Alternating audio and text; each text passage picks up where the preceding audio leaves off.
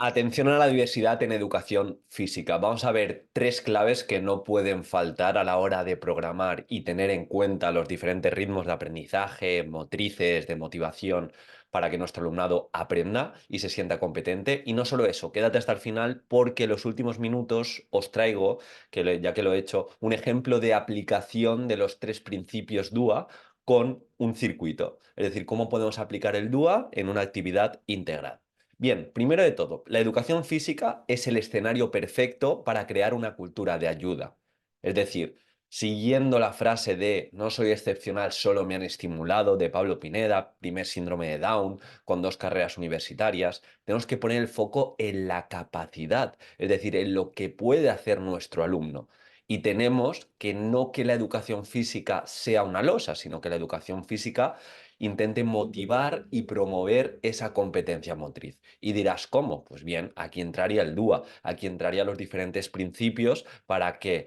aplicando, por ejemplo, el modelo de estilo actitudinal de Ángel Pérez Puello, independientemente de la actividad, la podamos graduar en diferentes niveles y todos se sientan competentes. Pero tenemos que en todo momento pensar las actividades que he propuesto, tanto para mi alumnado sedentario, mi alumnado con problemas quizá de obesidad, mi alumnado que solo hace actividad física en las horas de educación física y mi alumno más competente motriz, cómo puede estar motivado y cómo puede sentir que es capaz de hacerlo.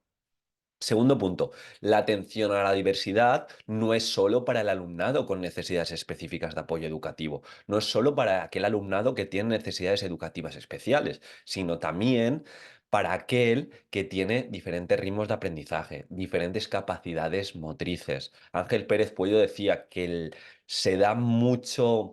eh, mucha segregación y como muy poca inclusión en las clases de educación física a través de las diferencias motrices, mucho más que por diferencias de sexo, género,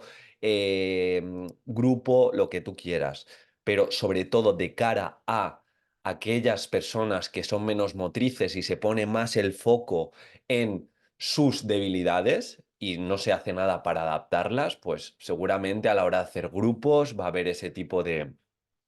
poca inclusión. Entonces, tenemos que cuidar mucho que la diversidad, como digo, no es solo para ese alumnado con necesidades específicas de apoyo educativo, sino tiene que estar enfocada para aquel alumno que tiene experiencias traumáticas de cara al deporte, que tiene clásico grupo de niñas, de chicas que han tenido en años anteriores docente de educación física que trata el deporte sin ningún tipo de modelo pedagógico, sin ningún tipo de progresión, les pone a jugar, no saben lo que hacer y se sienten poco competentes, participan poco y por lo tanto se aburren, desconectan y asocian a la educación física esa experiencia negativa que no va a hacer en ningún momento pues que fuera del horario escolar busquen algún deporte porque obviamente se ha trabajado en clase y no se han sentido partícipes. Entonces,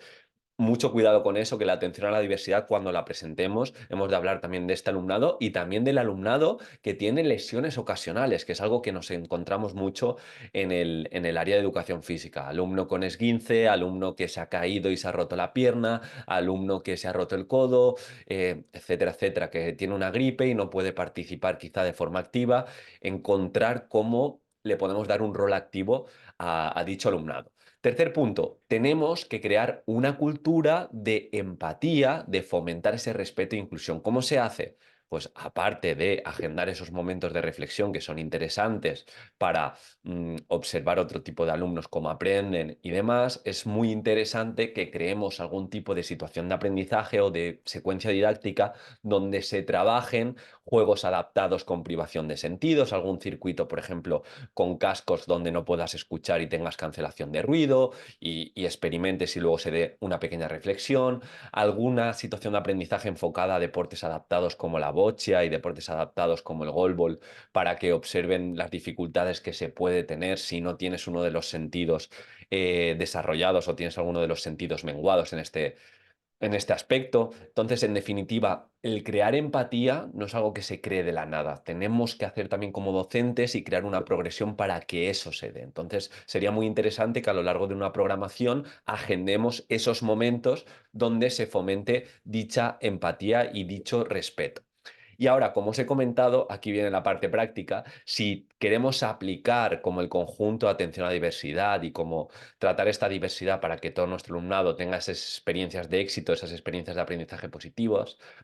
lo que podemos hacer, por ejemplo, en el circuito de habilidades, siguiendo el principio uno del diseño universal para aprendizaje, de representación, para nuestro alumnado con problemas auditivos, le acercaremos a través de dictapicto la explicación y tendrá en el vídeo de referencia explicativo también añadido subtítulos. Por otro lado, imagínate que tenemos alumnado con trastorno de atención, siguiendo la pauta dentro de este mismo principio de proporcionar opciones de comprensión, le guiaremos con una base de orientación para rellenar el portfolio, para que sepa que en el momento de autonomía, cómo, qué evidencia escoger o qué tipo de reflexión hacer. Siguiendo con los principios del DUA, de múltiples formas de acción y expresión, además, dentro del circuito que hemos propuesto de Ninja Warrior, cada prueba tendrá 3 niveles para adaptarnos a los diferentes ritmos motrices y capacidades de nuestro alumnado. Y de hecho, para nuestro alumnado TEA, en la situación de incertidumbre de caída desde altura, tendrá una colchoneta y además un mentor, o en este caso un alumno tutor, que le acompañará a lo largo del circuito. Finalmente, para fomentar la motivación y esa participación activa tan presente en los criterios de evaluación, utilizaremos el cronómetro mágico, esta propuesta de gestión de aula de Parra Castaño para las explicaciones, y optimizaremos el tiempo de compromiso motor de esta forma. Valoraremos también frente al circuito,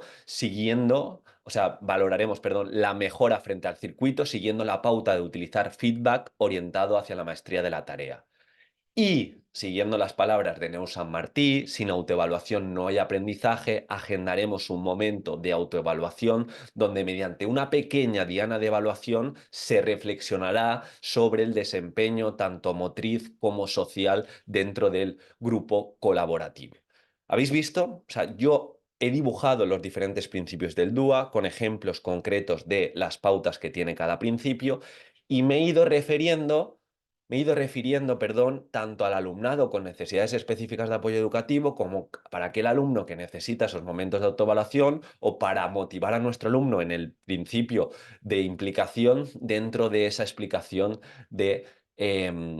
cronómetro mágico, o sea, de reducción pues de reducción de distracciones y que no que no le pare al docente a la hora de explicar. Entonces,